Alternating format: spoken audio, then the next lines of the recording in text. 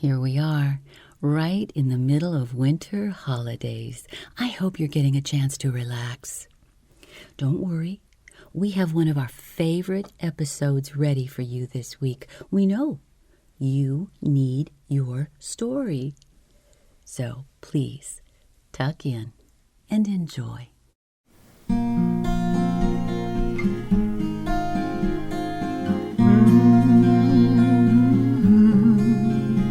Fast asleep.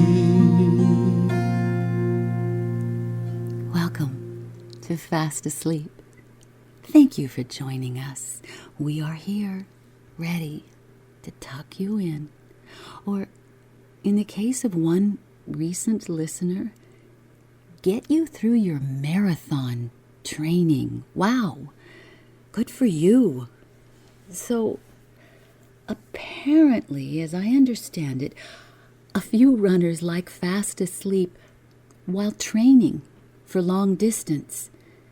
Music can be erratic, I'm told, with tempo changes and, well, Raphael has told us he likes getting involved in a story. It helps him forget the miles ahead. Okay, Raphael, I think you're going to like today's episode. It's long enough.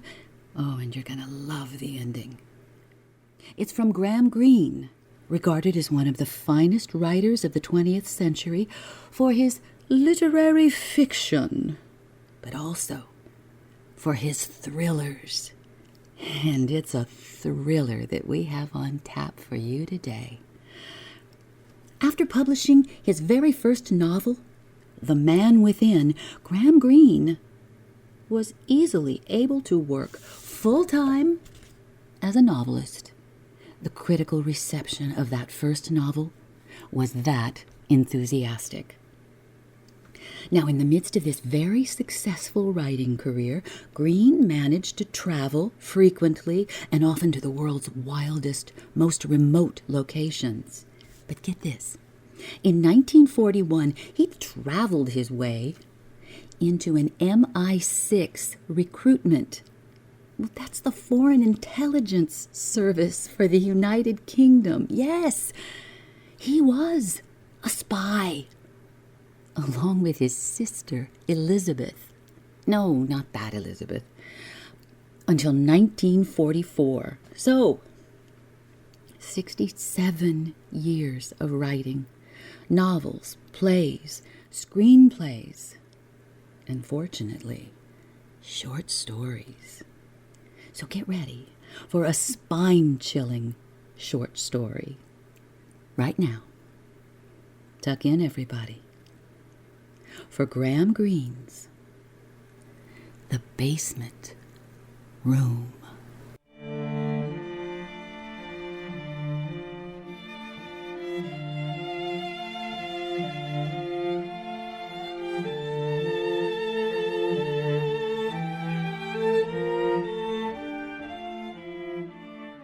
Part 1. When the front door had shut the two of them out, and the butler, Baines, had turned back into the dark and heavy hall, Phillip began to live. He stood in front of the nursery door, listening until he heard the engine of the taxi die out along the street. His parents were safely gone for a fortnight's holiday. 2 weeks. He was between nurses, one dismissed and the other not arrived. He was alone in the great Belgravia house. Now that's in an expensive area of London near Buckingham Palace. He was there with Baines and Mrs. Baines. He could go anywhere, even through the green baize door. Now, that's the dividing line between the servant and the master quarters. He could go to the pantry or down the stairs to the basement living room.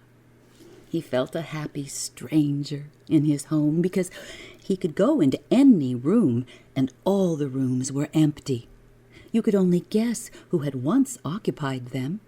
The rack of pipes in the smoking room beside the elephant tusks, the carved wood tobacco jar, in the bedroom the pink hangings and the pale perfumes, and 3/4 finished jars of cream, which Mrs. Baines had not yet cleared away for her own use.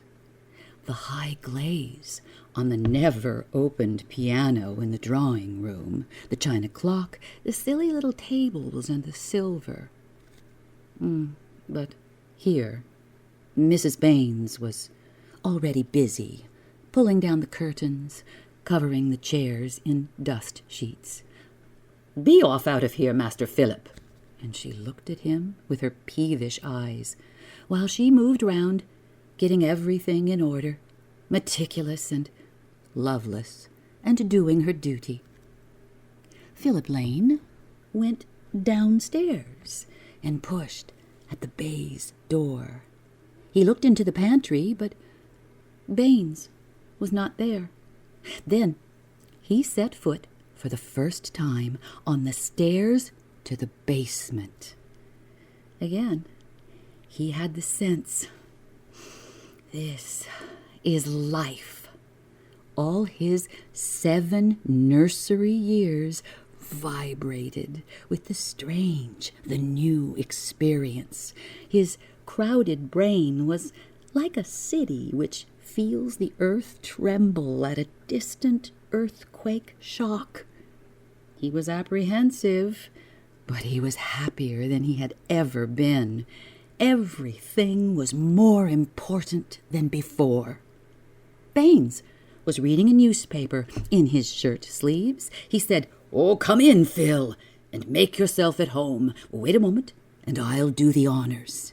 And going to a white, cleaned cupboard, he brought out a bottle of ginger beer and half a Dundee cake. "11:30 in the morning," Baines said. "It's opening time, my boy." And he cut the cake and poured out the ginger beer. He was more genial than Philip had ever known him, more at ease, a man in his own home. "Shall I call Mrs. Baines?" Philip asked, and he was glad when Baines said no. She was busy. She liked to be busy, so why interfere with her pleasure? "A spot of drink at 11:30, Baines said, pouring himself out a glass of ginger beer. "Gives an appetite for chop, and does no man any harm." "A chop?" Philip asked. "Old coasters," Baines said. "Old coasters call it. Chop. That's food." "But it's not a chop." "Well, it might be, you know, if cooked with palm oil, and then some pawpaw fruit to follow." Philip looked out of the basement window at the dry stone yard, the ash can, and the legs going up and down the railings. "Was it hot there?" "Oh, you never felt such a heat. Not a nice heat, mind, like you get in the park on a day like this. Wet," Baines said. "Corruption." He cut himself a slice of cake. "Smelling of rot," Baines said, rolling his eyes round the small basement room, from clean cupboard to clean cupboard, the sense of bareness, of nowhere to hide a man's secrets. With an air of regret for something lost, he took a long draught of ginger beer. "Why did father live out there?" "It was his job," Baines said. "Same as this is mine now. And it was mine then, too. It was a man's job. You wouldn't believe it now, but I've had 40 under me, doing what I told them to." "Why did you leave?" "Well, I married Mrs. Baines." Philip took the slice of Dundee cake in his hand and munched it. Round the room, he felt very old, independent, and judicial. He was aware that Baines was talking to him as man to man. He never called him Master Phillip, as Mrs. Baines did, who was servile, but she was mostly authoritative. Baines had seen the world. He had seen beyond the railings. He sat there over his ginger pop with the resigned dignity of an exile. Baines didn't complain. He had chosen his fate, and if his fate was Mrs. Baines, he had only himself to blame. But today, the house was almost empty, and Mrs. Baines was upstairs, and there was nothing to do. He allowed himself a little acidity. I'd go back tomorrow, if I had the chance. Did you ever shoot anybody? Oh, I never had any call to shoot, Baines said. Of course, I carried a gun. Eating between meals, Mrs. Baines said. What would your mother say, Master Phillip? She came down the stairs into the basement, her hands full of pots of cream and salve, tubes of grease and paste. You oughtn't to encourage him, Baines, she said, sitting down in a wicker armchair and screwing up her small, ill-humored eyes at the Coty lipstick, Pond's cream, the Leichner rouge and Cyclax powder, and Elizabeth Arden astringent. She threw them, one by one, into the waste-paper basket. She saved only the cold cream. Tell the boy stories, she said. Go along to the nursery, Master Phillip, while I get lunch. Phillip climbed the stairs to the baize door. He heard Mrs. Baines' voice, like the voice in a nightmare, when the small price light had guttered in the saucer and the curtains move. It was sharp and shrill and full of malice, louder than people ought to speak, exposed. Sick to death of your ways, Baines, spoiling the boy. Time you did some work about the house. But he couldn't hear what Baines said in reply. He pushed open the baize door, came up like a small earth animal in his gray flannel shorts, into a wash of sunlight on a parquet floor, the gleam of mirrors dusted and polished and beautified by Mrs. Baines. Something broke downstairs, and Phillip sadly mounted the stairs to the nursery. He pitied Baines. It occurred to him how happily they could live together in the empty house if Mrs. Baines were called away. He didn't want to play with his Meccano sets, like erector sets. He wouldn't take out his train or his soldiers. He sat at the table with his chin on his hands. This is life. And suddenly he felt responsible for Baines, as if he were the master of the house, and Baines an aging servant who deserved to be cared for. There was not much one could do, he decided, at least, to be good. He was not surprised when Mrs. Baines was agreeable at lunch. He was used to her changes. Now it was, "Another helping of meat, Master Phillip," or, "Master Phillip, a little more of this nice pudding." It was a pudding he liked, Queen's pudding with a perfect meringue. But he wouldn't eat a second helping, lest she might count that a victory. She was the kind of woman who thought that any injustice could be counterbalanced by something good to eat. Oh, she was sour, but she liked making sweet things. One never had to complain of a lack of jam or plums. She ate well herself, and added soft sugar to the meringue and the strawberry jam.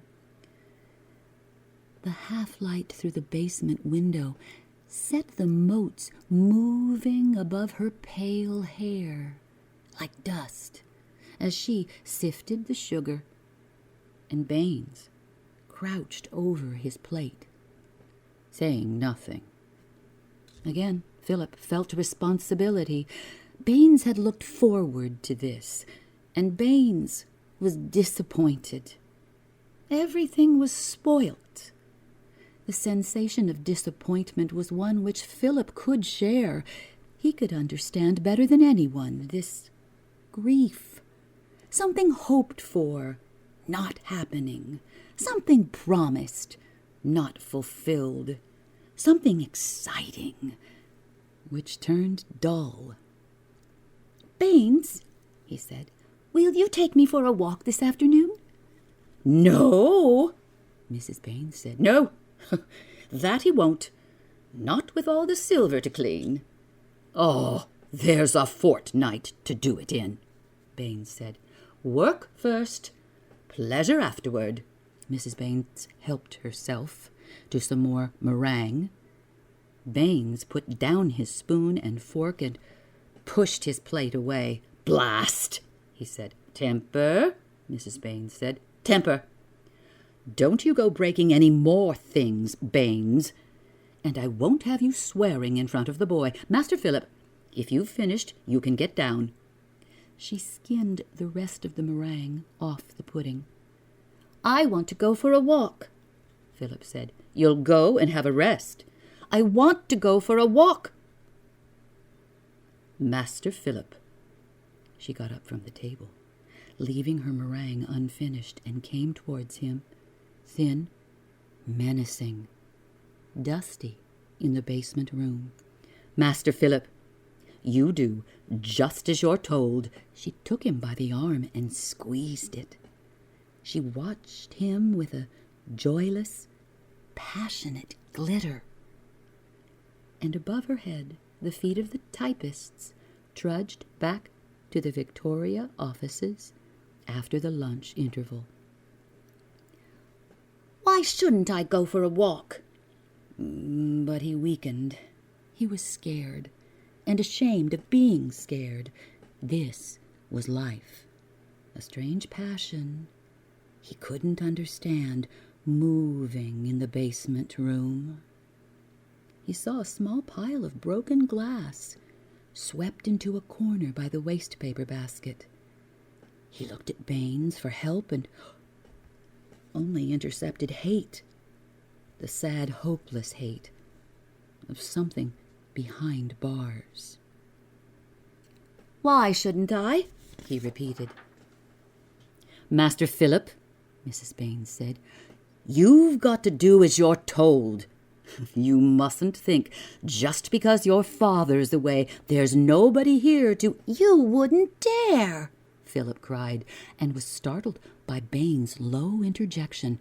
"There's nothing she wouldn't dare." "I hate you," Phillip said to Mrs. Baines. He pulled away from her and ran to the door, but she was there before him. She was old, but she was quick. "Master Phillip," she said, "you'll say you're sorry." She stood in front of the door, quivering with excitement. "What would your father do if he heard you say that?"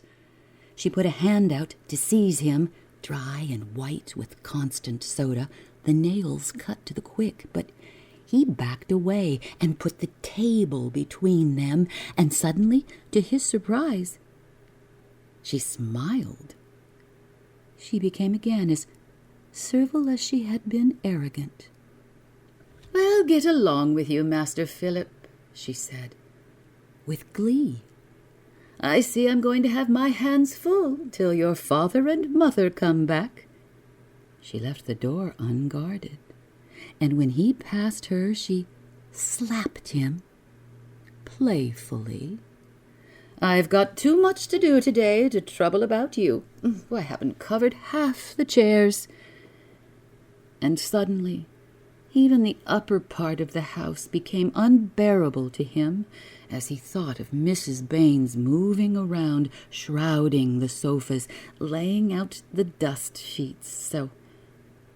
So he wouldn't go upstairs to get his cap, but walked straight out across the shining hall into the street.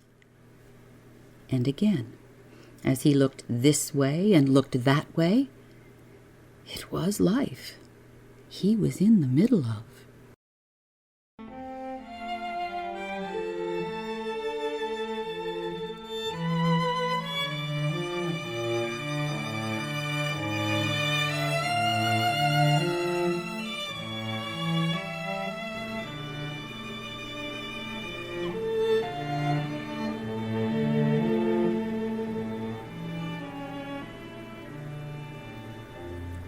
Part 2. The pink sugar cakes in the window on a paper doily, the ham, the slab of mauve sausage, the wasps driving like small torpedoes across the pane caught Philip's attention. His feet were tired by pavements. He had been afraid to cross the road, had simply walked first in one direction, then in the other. He was nearly home now. The square was at the end of the street. This was a shabby outpost of Pimlico, and he smudged the pane with his nose, looking for sweets, and saw, between the cakes and ham, a different Baines. He hardly recognized the bulbous eyes, the bald forehead. This was a happy, bold, and buccaneering Baines, even though it was, when you looked closer, a desperate Baines. Now, Philip had never seen the girl, but he remembered Baines had a niece. She was thin and drawn, and she wore a white mackintosh. She meant nothing to Philip. She belonged to a world about which he knew nothing at all. He couldn't make up stories about her as he could make them up about withered Sir Hubert Reed, the permanent secretary, about Mrs. Winstudley, who came once a year from Penn Stanley in Suffolk, with a green umbrella and an enormous black handbag, as he could make them up about the upper servants in all the houses where he went to tea and games.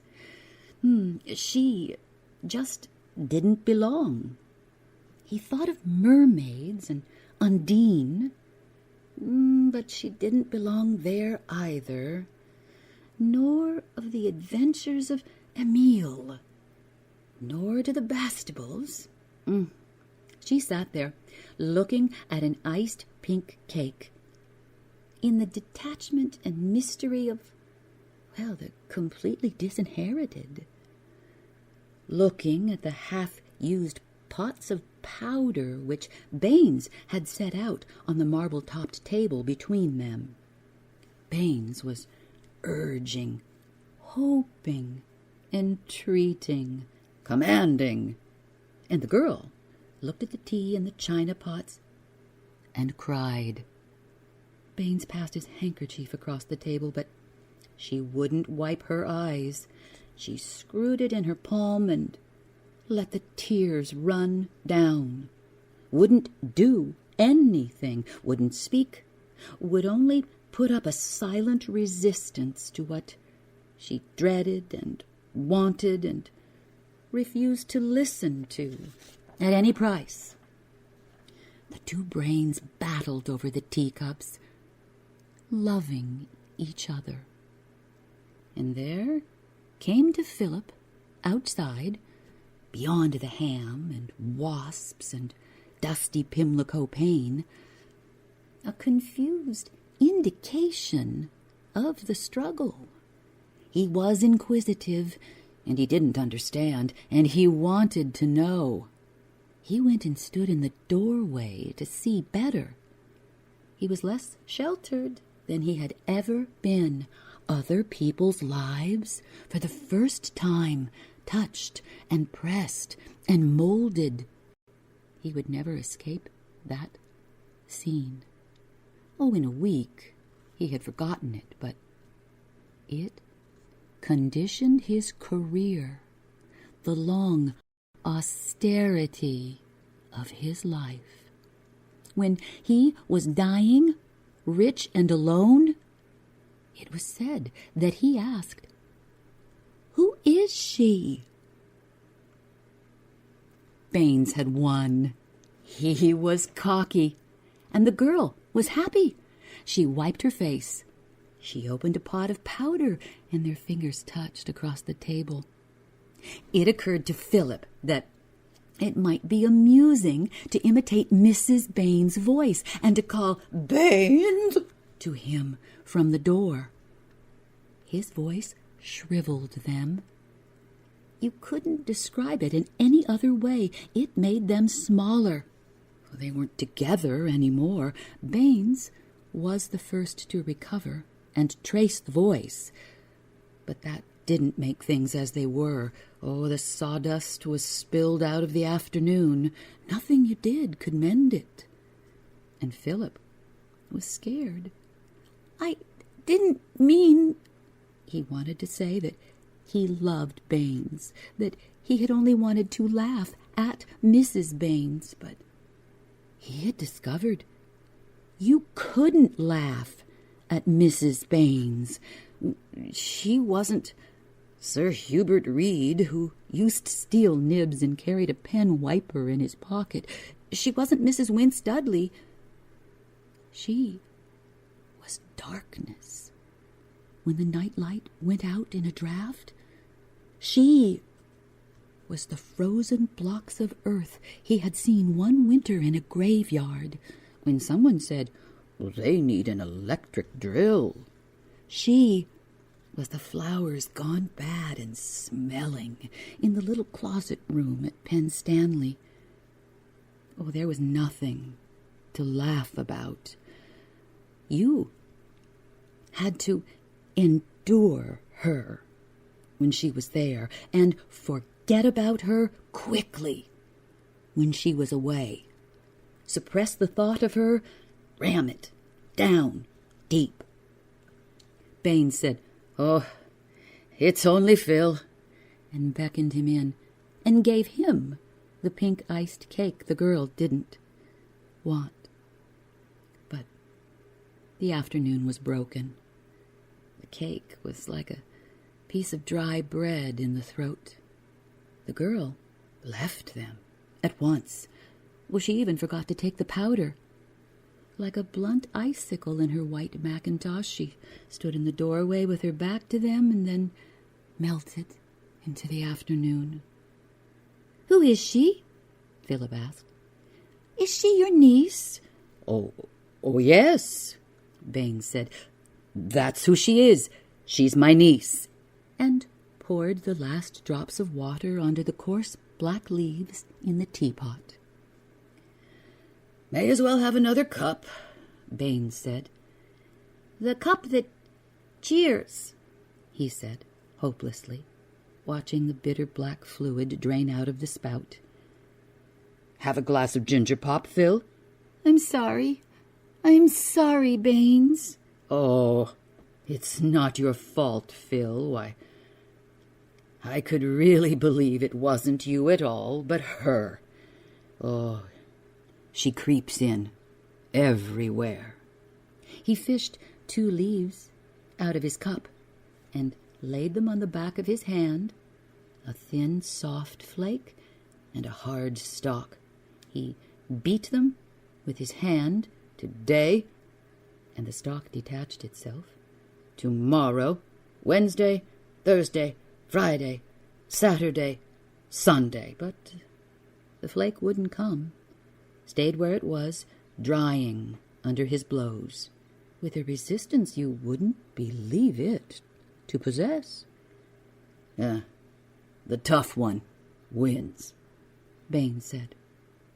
He got up and paid the bill, and out they went into the street, and Baines said, I don't ask you to say what isn't true, Phil, but you needn't actually tell Mrs. Baines you met us here. Of course not, Phillip said, and catching something of Sir Hubert Reed's manner, I understand, Baines. But he didn't understand a thing. He was caught up in other people's darkness.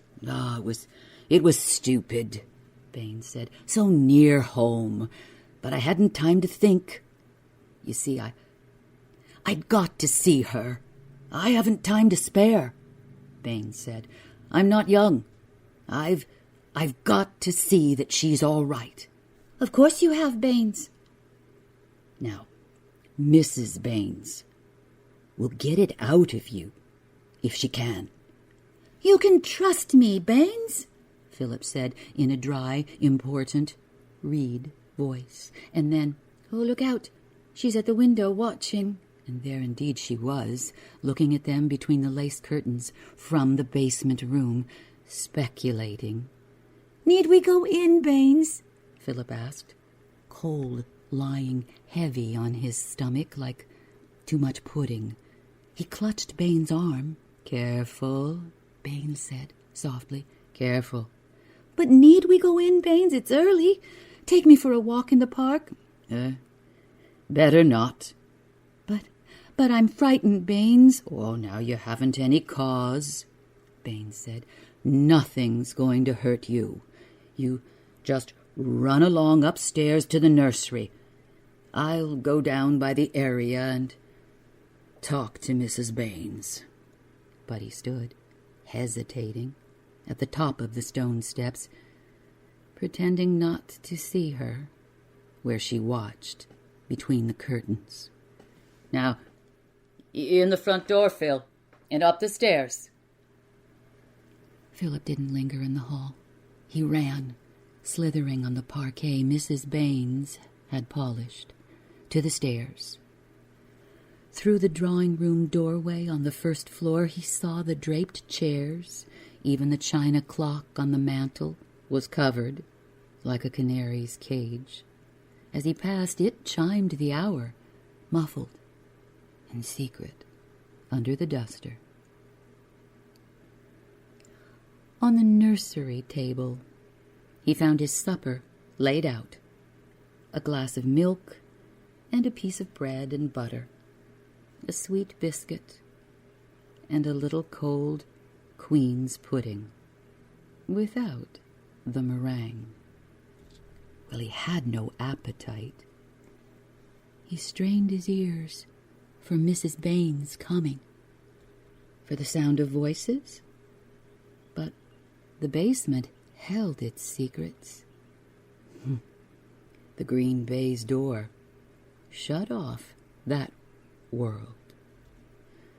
He drank the milk and ate the biscuit, but he didn't touch the rest. And presently he could hear the soft, precise footfalls of Mrs. Baines on the stairs. Oh, she was a good servant. She walked softly. She was a determined woman. She walked precisely. But she wasn't angry when she came in. She was ingratiating as she opened the night nursery door. Did you have a good walk, Master Phillip? Pulled down the blinds, laid out his pajamas, came back to clear his supper. Oh, I'm glad Baines found you. Your mother wouldn't have liked you being out alone. She examined the tray. Not much appetite, have you, Master Phillip? Why don't you try a little of this nice pudding? I'll bring you up some more jam for it." "No, thank you, Mrs. Baines," Phillip said. "Well, you ought to eat more," Mrs. Baines said. She sniffed round the room like a dog.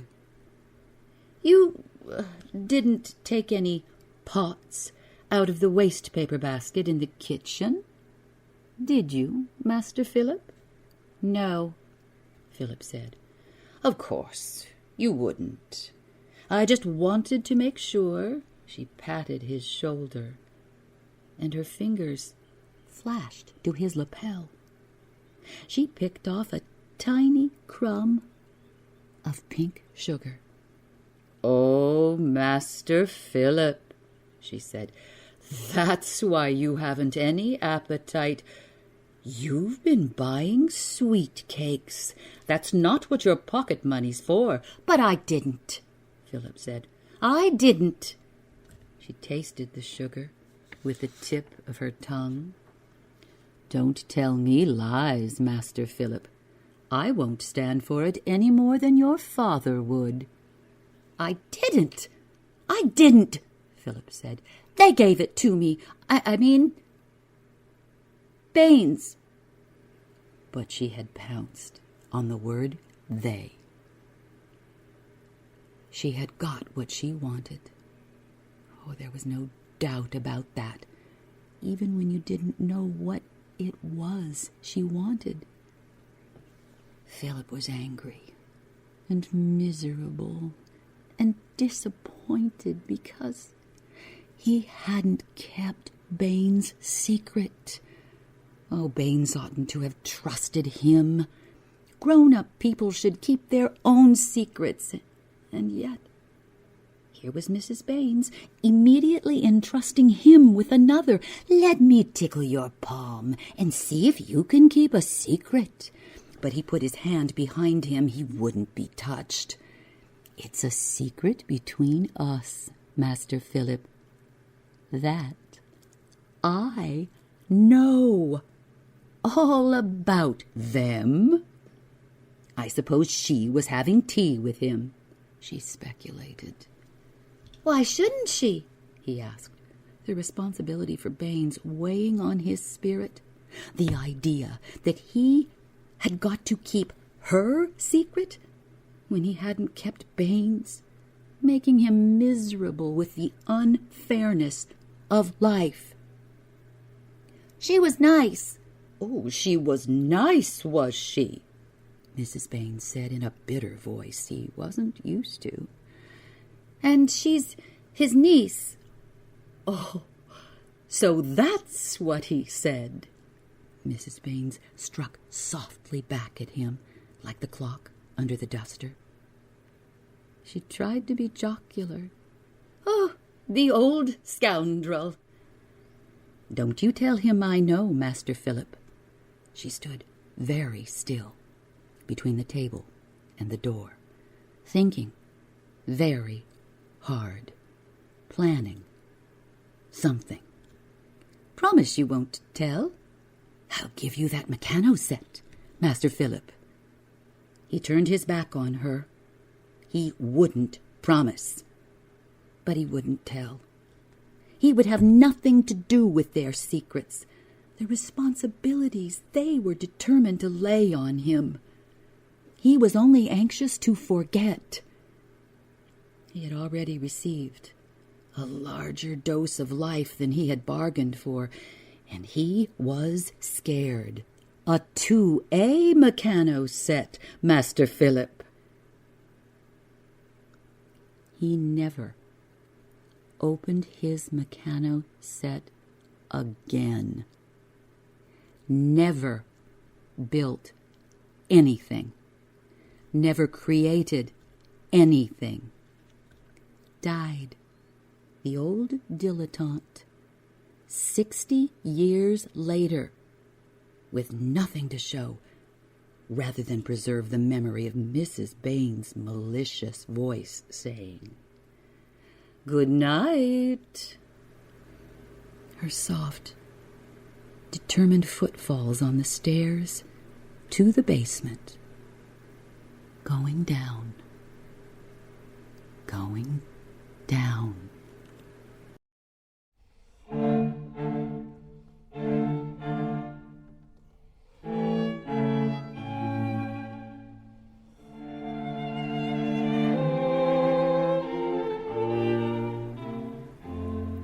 Stay with us. We'll be right back.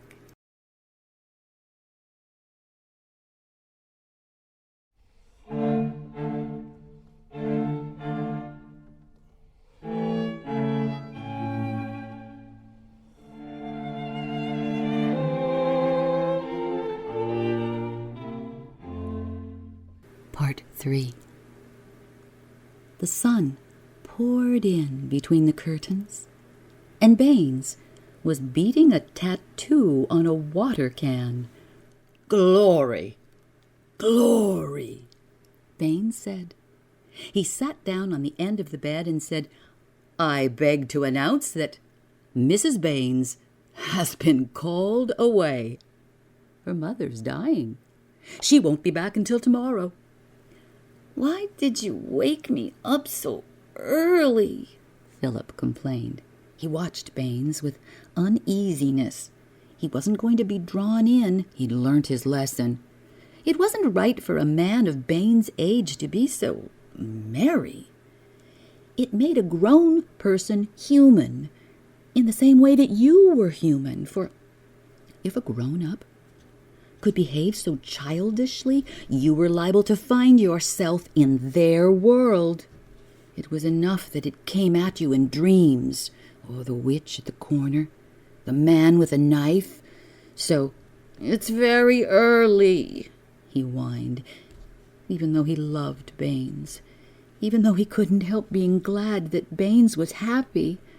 He was divided by the fear and the attraction of life.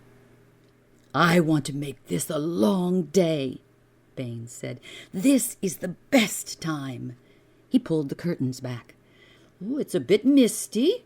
Huh? The cat's been out all night. There she is, sniffing round the area. Ooh, they haven't taken in any milk at 59. Emma's shaking out the mats at 63.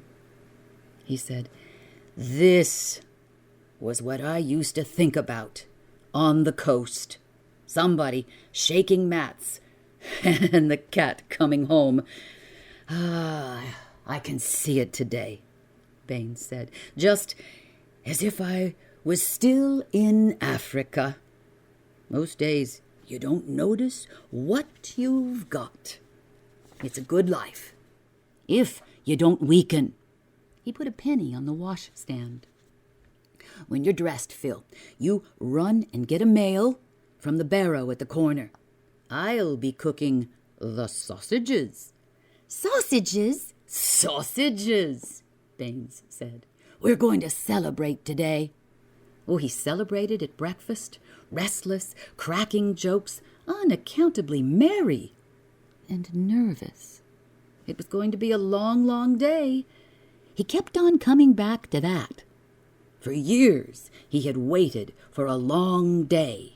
He had sweated in the damp coast heat, changed shirts, gone down with fever, lain between the blankets, and sweated, all in the hope of this long day, the cat sniffing round the area, a bit of mist, the mats beaten at 63. He propped the mail in front of the coffee pot and read pieces aloud. He said, "Cora Down's been married." For the 4th time. He was amused.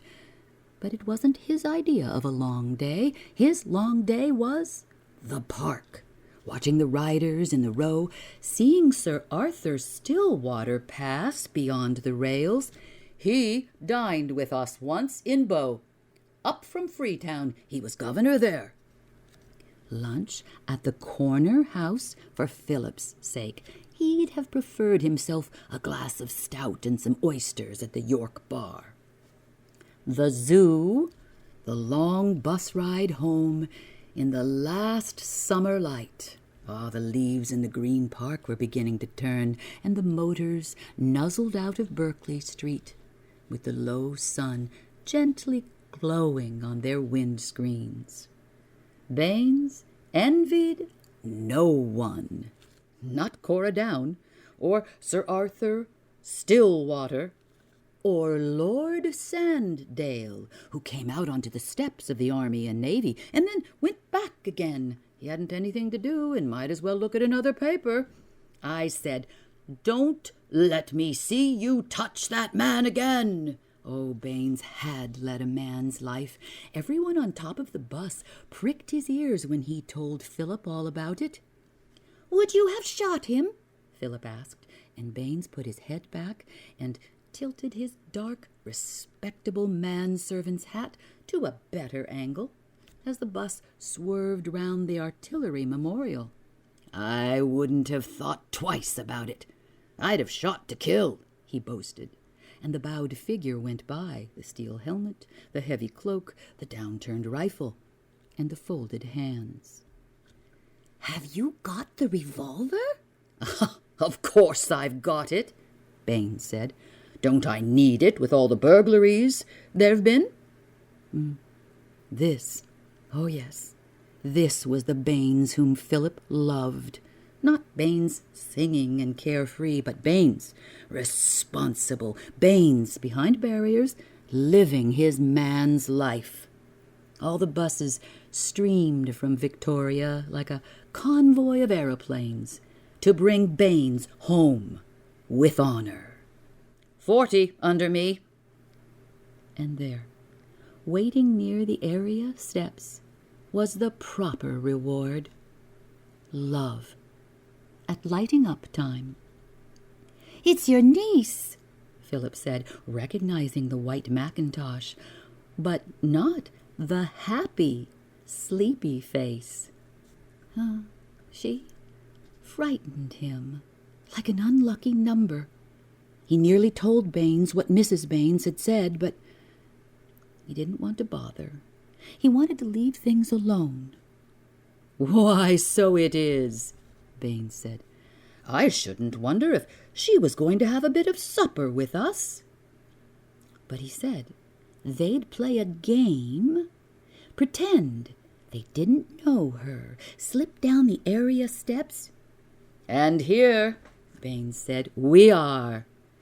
Lay the table, put out the cold sausages, a bottle of beer, a bottle of ginger pop, a flagon of harvest burgundy. Everyone his own drink," Baines said. "Now, run upstairs, Phil, and see if there's been a post." Phillip didn't like the empty house at dusk before the lights went on. He hurried. He wanted to be back with Baines. The hall lay there in quiet and shadow, prepared to show him something he didn't want to see. Well, some letters rustled down, and someone knocked. "Open in the name of the Republic." The tumbrils rolled. The head bobbed in the bloody basket. Knock, knock. And the postman's footsteps going away. Phillip gathered the letters.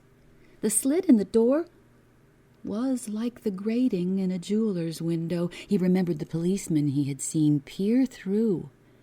He had said to his nurse, "What's he doing?" And when she said, "He's seeing if everything's all right," his brain immediately filled with images of all that might be wrong.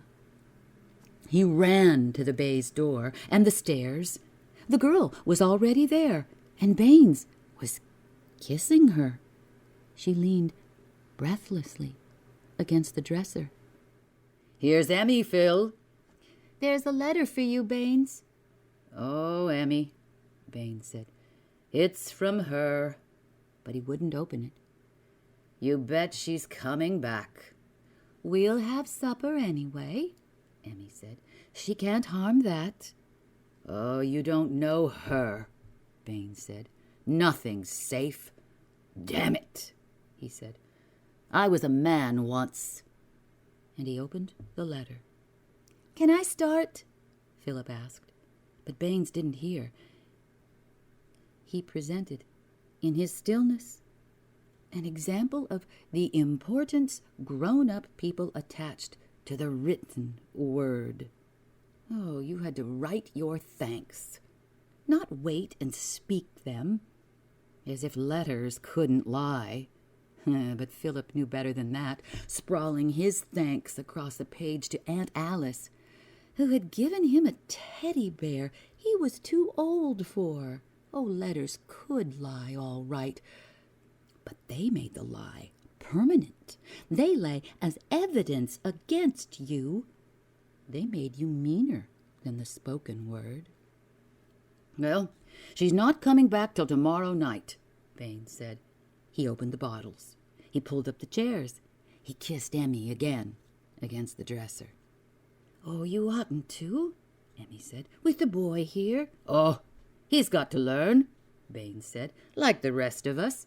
And he helped Phillip to 3 sausages. He only took 1 himself. He said he wasn't hungry. But when Emmy said she wasn't hungry either, oh, he stood over her and made her eat. He was timid and rough with her, and made her drink the harvest burgundy because he said she needed building up. He wouldn't take no for an answer. But when he touched her, his hands were light and clumsy, too, as if he was afraid to damage something delicate. Ah, this is better than milk and biscuits, eh? Yes, Phillip said, but he was scared. Scared for Baines as much as for himself. He couldn't help wondering at every bite, at every draught of the ginger pop, what Mrs. Baines would say if she ever learnt of this meal. He couldn't imagine it. There was a depth of bitterness and rage in Mrs. Baines you couldn't sound. He said, "She won't be coming back tonight." But you could tell by the way they immediately understood him that she wasn't really away at all. She was there in the basement with them, driving them to longer drinks and louder talk, biding her time for the right cutting word. Baines wasn't really happy. He was only watching happiness from close to, instead of from far away. "No," he said, "she'll not be back till late tomorrow." He couldn't keep his eyes off happiness. Oh, he'd played around as much as other men, but he kept on reverting to the coast, as if to excuse himself for his innocence. He wouldn't have been so innocent if he'd lived his life in London, so innocent when it came to tenderness. "Oh, if it was you, Emmy," he said, looking at the white dresser, the scrubbed chairs. "This'd be like a home." Already the room was not quite so harsh. There was a little dust in corners. The silver needed a final polish. The morning's paper lay untidily on a chair. "Well, you'd better go to bed, Phil. It's been a long day." Now they didn't leave him to find his own way up through the dark, shrouded house. They went with him, turning on lights, touching each other's fingers on the switches. Floor after floor, they drove back the night. They spoke softly among the covered chairs. They watched him undress. They didn't make him wash or clean his teeth. They saw him into bed and lit his nightlight and left his door ajar. He could hear their voices on the stairs, friendly, like the guests he heard at dinner parties when they moved down the hall, saying good night. They belonged. Wherever they were, they made a home. He heard a door open and a clock strike. He heard their voices for a long while, so that he felt they were not far away, and he was safe. The voices didn't dwindle. They simply went out, and he could be sure that they were still somewhere not far from him, silent together in one of the many empty rooms, growing sleepy together as he grew sleepy after the long day. He'd just had time to sigh faintly with satisfaction, because this too, perhaps, had been life. Before he slept, and the inevitable terrors of sleep came round him, a man with a tricolor hat beat at the door on His Majesty's service. A bleeding head lay on the kitchen table in a basket, and the Siberian wolves crept closer. He was bound, hand and foot, and couldn't move. They leapt round him, breathing heavily. He opened his eyes, and Mrs. Baines was there, her gray untidy hair in threads over his face, her black hat askew. A loose hairpin fell on the pillow, and one musty thread brushed his mouth. "Where are they?" she whispered. "Where are they?"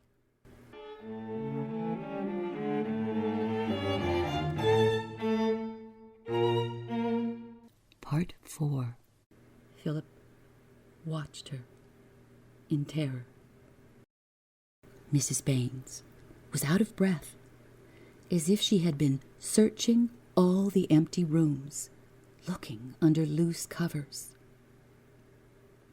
With her untidy gray hair and her black dress buttoned to her throat, her gloves of black cotton, she was so like the witches of his dreams that he didn't dare to speak, and there was a stale smell in her breath. "She's here," Mrs. Baines said. "You can't deny. She's here." Her face was simultaneously marked with cruelty and misery. She wanted to do things to people, but she suffered all the time. It would have done her good to scream, but she daren't do that. It would warn them. She came ingratiatingly back to the bed where Philip lay rigid on his back, and whispered, "Now I haven't gotten the Meccano set. You shall have it tomorrow, Master Philip. We've got secrets together, haven't we? Now, just tell me where they are." He couldn't speak. Fear held him as firmly as any nightmare. She said, "Tell Mrs. Baines, Master Philip. You love your Mrs. Baines, don't you?" Oh, that was too much. He couldn't speak, but he could move his mouth in terrified denial, wince away from her dusty image. She whispered, coming closer to him, "Such deceit! I'll tell your father. I'll settle with you myself when I've found them. You'll smart. I'll see you smart." Then immediately she was still, listening. A board had creaked on the floor below, and a moment later, while she stooped, listening above his bed, there came the whispers of two people who were happy and sleepy together after a long day. The night light stood beside the mirror, and Mrs. Baines could see there her own reflection. Misery and cruelty wavering in the glass, age and dust and nothing to hope for. She sobbed without tears. A dry, breathless sound. But her cruelty was a kind of pride which kept her going. It was her best quality. She would have been merely pitiable without it. She went out of the door on tiptoe, feeling her way across the landing, going so softly down the stairs that no one behind a shut door could hear her. Then there was complete silence again. Phillip could move. He raised his knees. He sat up in bed. He wanted to die. It wasn't fair. The walls were down again between his world and theirs. But this time, it was something worse than merriment that the grown-up people made him share. A passion moved in the house he recognized, but he could not understand. It wasn't fair. But he owed Baines everything. The zoo, the ginger pop, the bus ride home. Even the supper called to his loyalty. But he was frightened. He was touching something he touched in dreams. The bleeding head, the wolves, the knock, knock, knock. Life fell on him with savagery. And you couldn't blame him if he never faced it again in 60 years. He got out of bed. Carefully, from habit, he put on his bedroom slippers and tiptoed to the door. It wasn't quite dark on the landing below because the curtains had been taken down for the cleaners, and the light from the street washed in through the tall windows. Mrs. Baines had her hand on the glass doorknob. She was very carefully turning it. He screamed, "Baines! Baines!" Mrs. Baines turned and saw him cowering in his pajamas by the banisters. He was helpless, more helpless even than Baines, and cruelty grew at the sight of him and drove her up the stairs. The nightmare was on him again, and he couldn't move. He hadn't any courage left. He couldn't even scream. But the first cry brought Baines out of the best spare bedroom, and he moved quicker than Mrs. Baines. She hadn't reached the top of the stairs before he'd caught her round the waist. She drove her black cotton gloves at his face, and he bit her hand. He hadn't time to think. He fought her like a stranger, but she fought back with knowledgeable hate. She was going to teach them all, and it didn't really matter whom she began with. They had all deceived her. But the old image in the glass was by her side, telling her she must be dignified. She wasn't young enough to yield her dignity. She could beat his face, but she mustn't bite. She could push, but she mustn't kick. Age and dust and nothing to hope for were her handicaps. She went over the banisters in a flurry of black clothes and fell into the hall. She lay before the front door like a sack of coals, which should have gone down the area into the basement. Phillip saw. Emmy saw.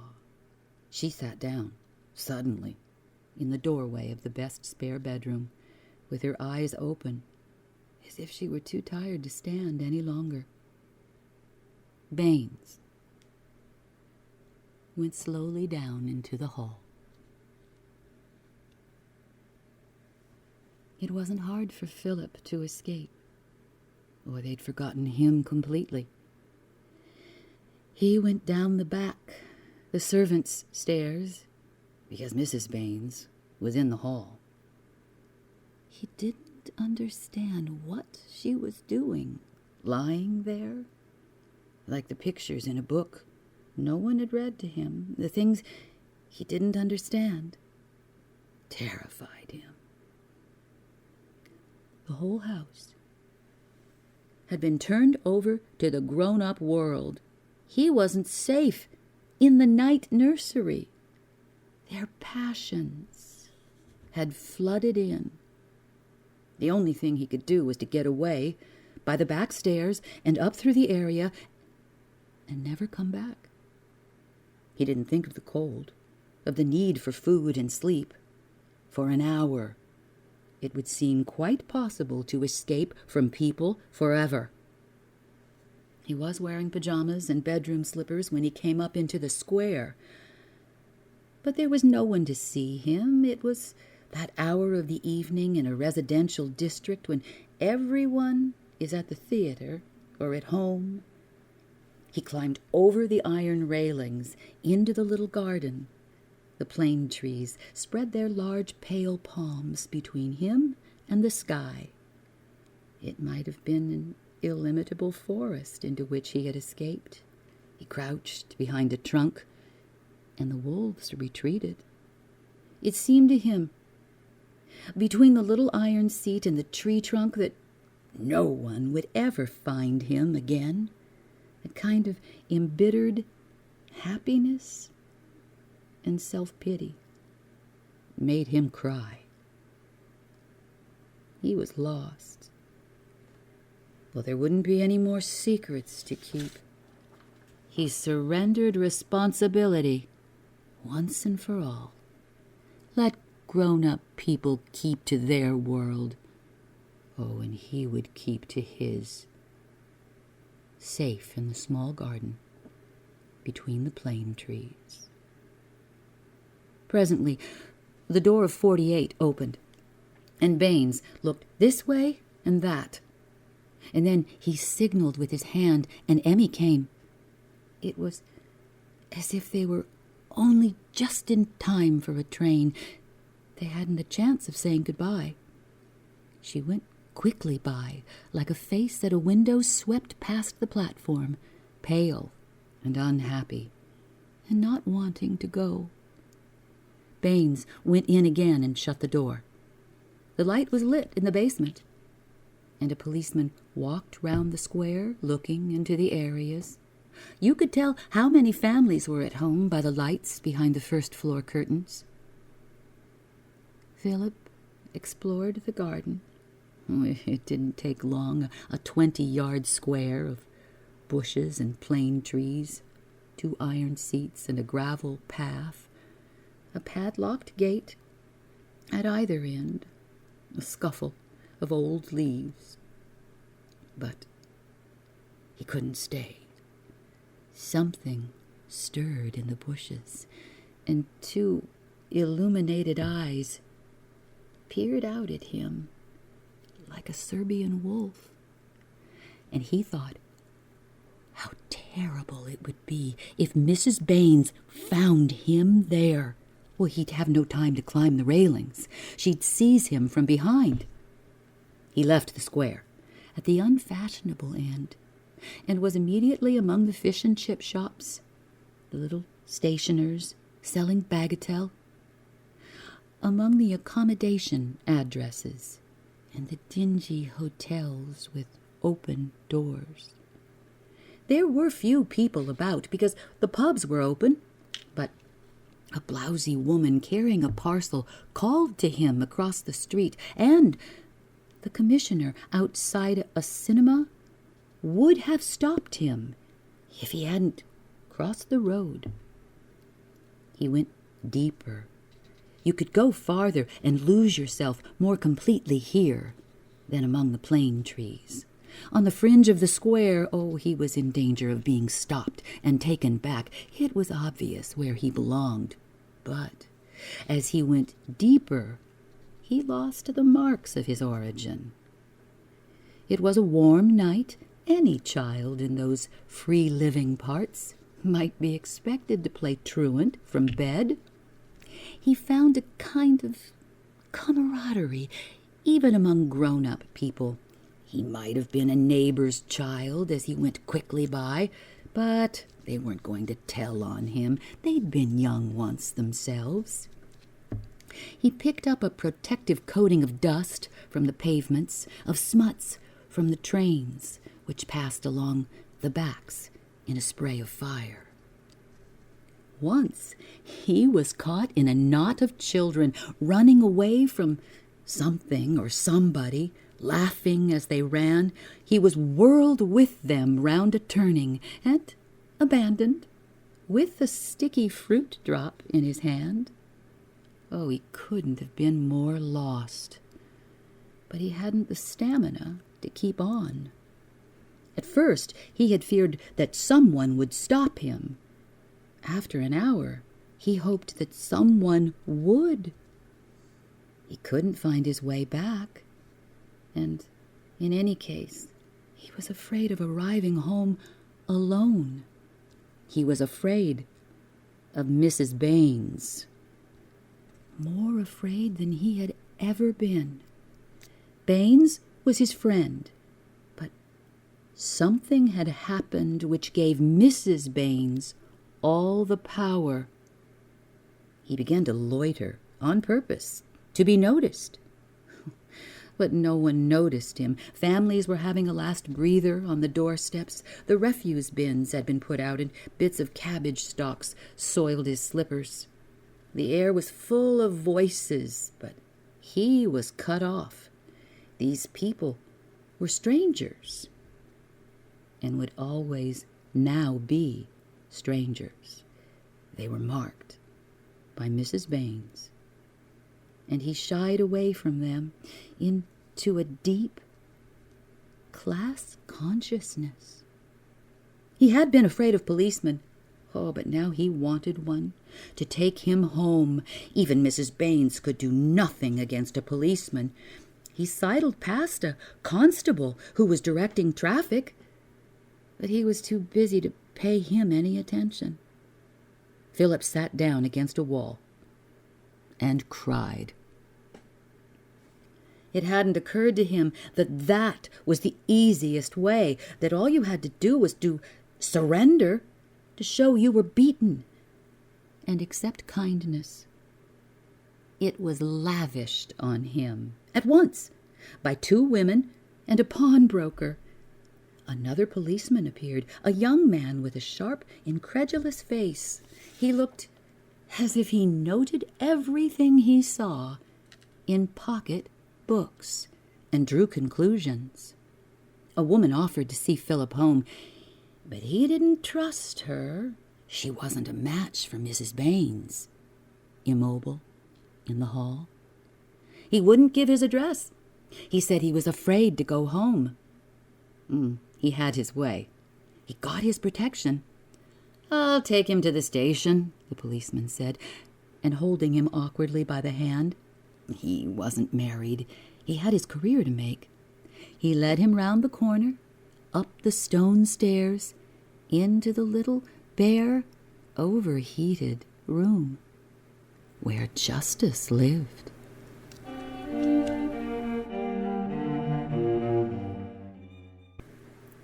Part 5. Justice waited behind a wooden counter on a high stool. It wore a heavy mustache. It was kindly and had 6 children. 3 of them nippers like yourself.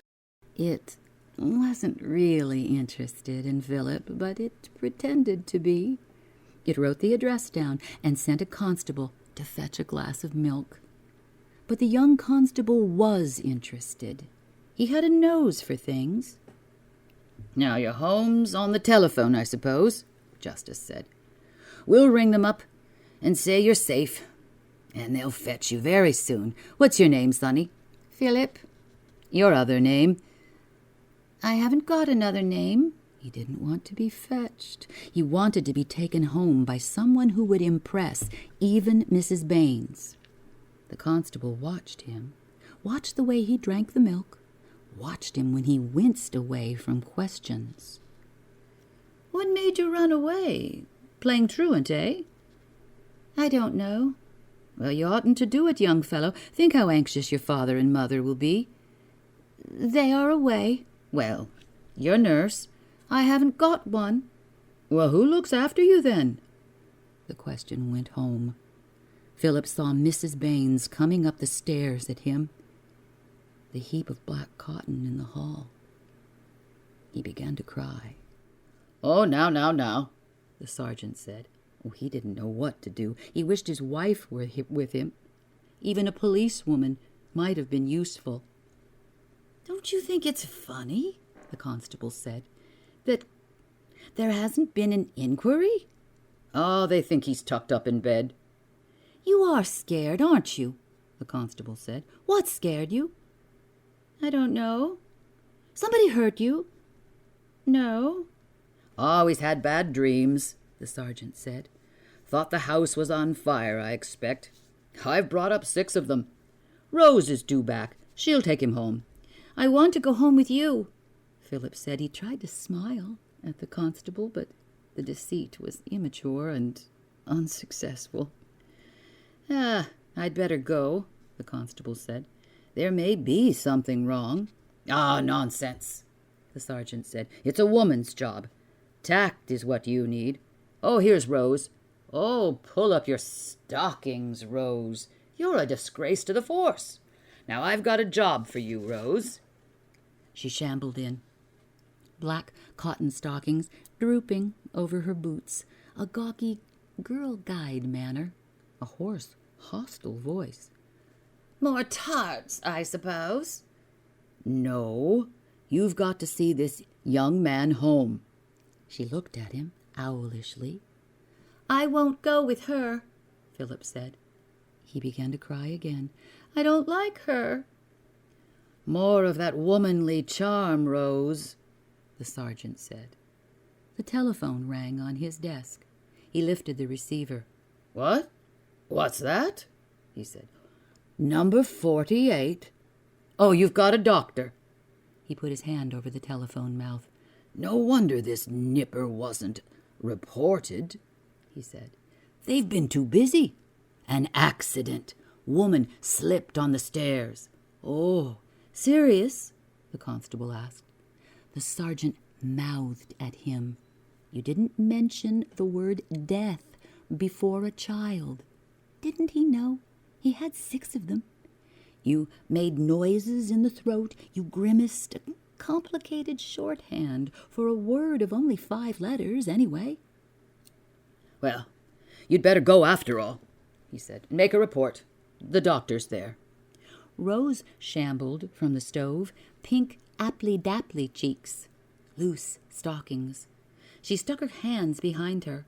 Her large morgue-like mouth was full of blackened teeth. "You told me to take him? And now just because something interesting... Oh, I don't expect justice from a man." "Who's at the house?" the constable asked. "Oh, the butler."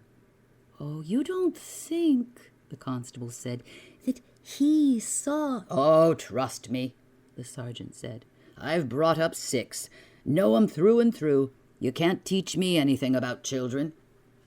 "He seemed scared about something." "Dreams," the sergeant said. "What name?" "Baines." "This Mr. Baines," the constable said to Phillip. "You like him, eh? He's good to you?" They were trying to get something out of him. He was suspicious of the whole roomful of them. He said yes, without conviction, because he was afraid at any moment of more responsibilities, more secrets. "And Mrs. Baines?" "Yes." They consulted together by the desk. Rose was hoarsely aggrieved. She was like a female impersonator. She bore her womanhood with an unnatural emphasis, even while she scorned it, in her creased stockings and her weather-exposed face. The charcoal shifted in the stove. Oh, the room was overheated in the mild late summer evening.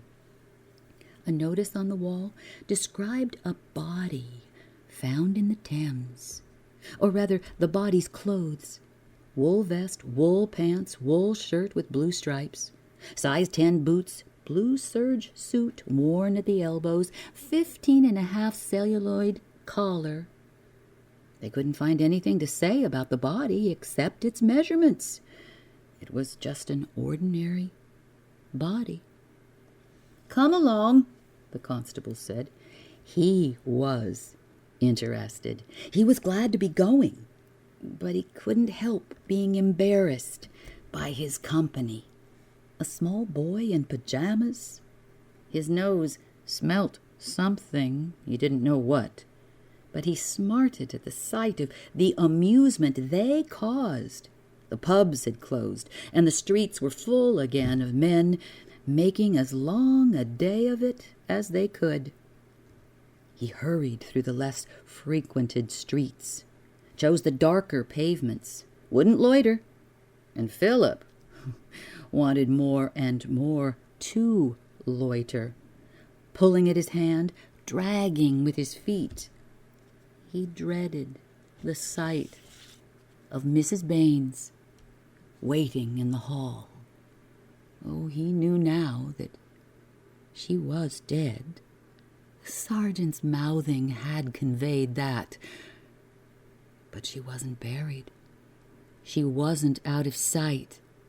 He was going to see a dead person in the hall when the door opened.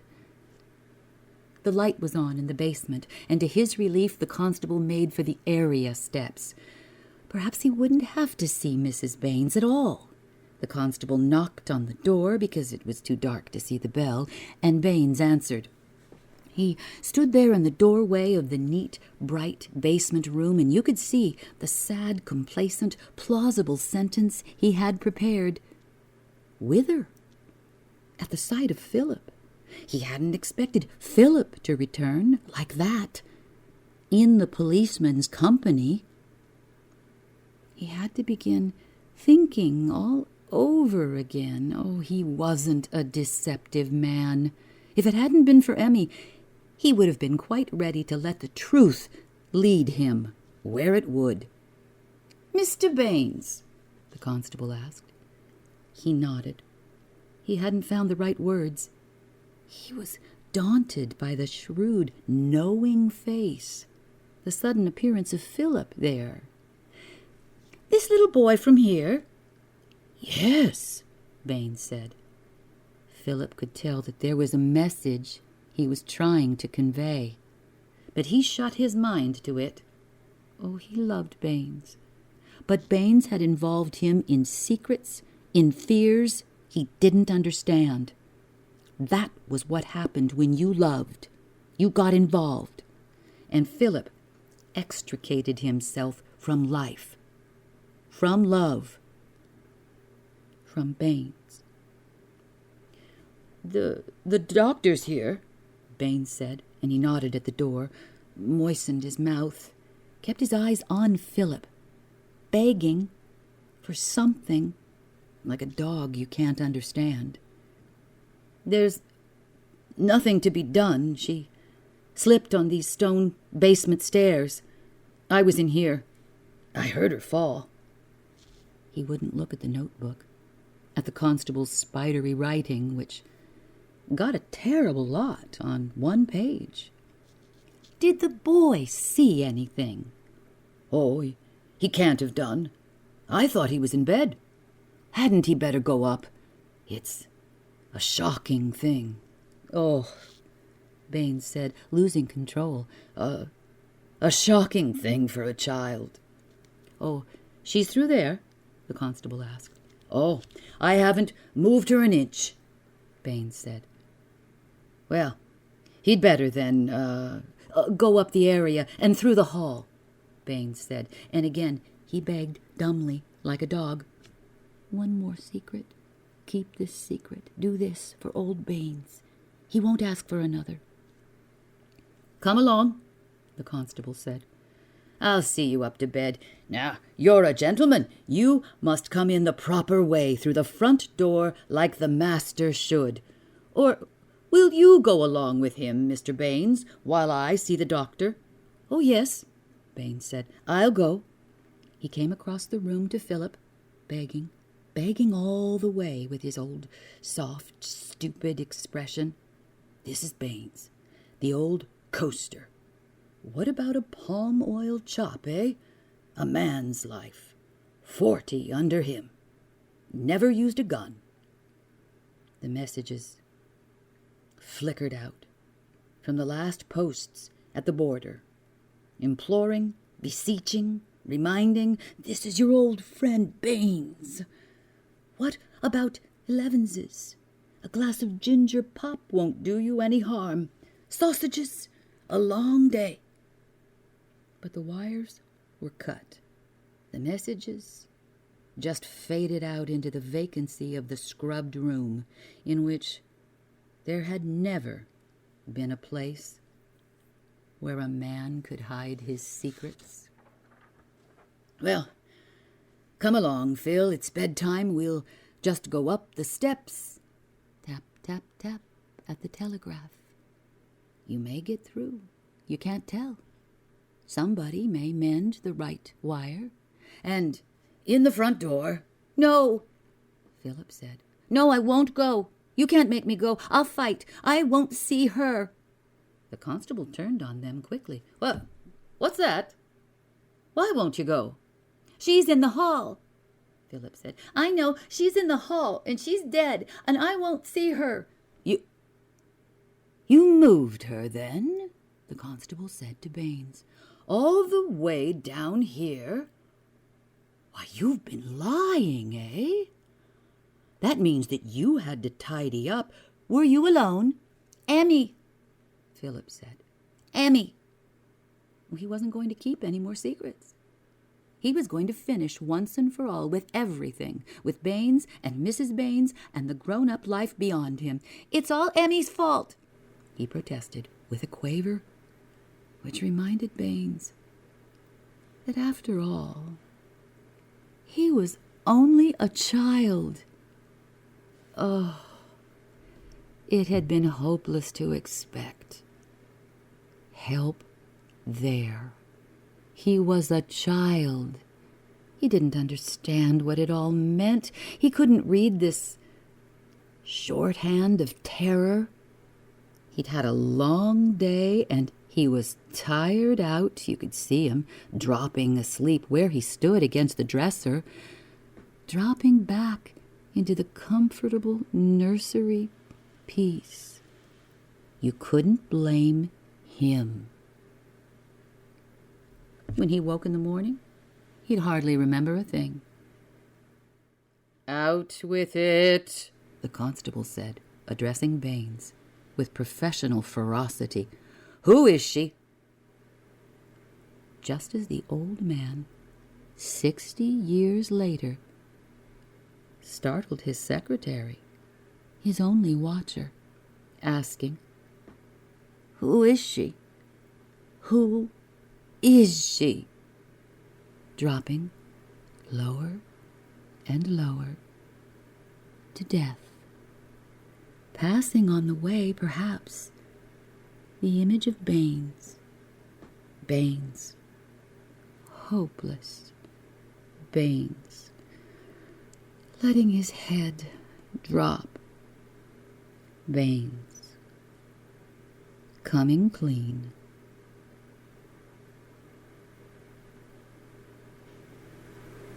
Good night.